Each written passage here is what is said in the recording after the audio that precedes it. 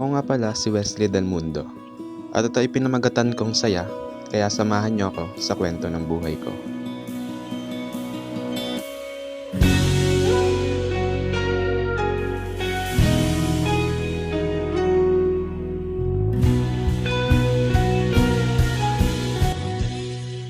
Lahat naman tayo ay may kanya-kanyang saya, ngunit masasabi kong iba to. Last 2023 ay mag-grade 12 student. Normal na estudyante at madali lang din ako pakisamahan sa kahit anong trip nyo. Sa mga gala, vibes, kulitan, at syempre di mawawala dyan yung pag-aaral.